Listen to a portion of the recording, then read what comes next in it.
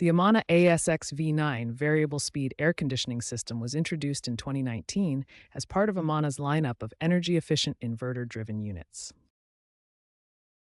However, the system faced significant calibration issues that led to inefficient cooling, unusual noises, and system shutdowns. These errors stemmed from discrepancies in the system's control board, which relies on sensor data to operate the variable speed inverter compressor.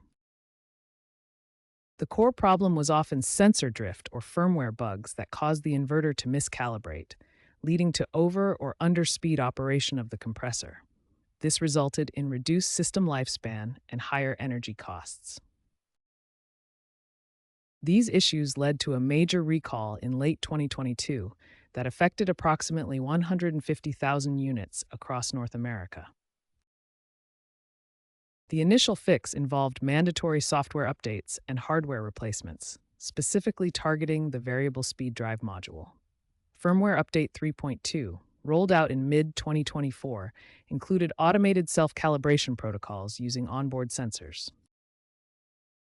By early 2026, the recall was nearly complete, with a high percentage of affected units serviced or replaced, leading to increased consumer confidence.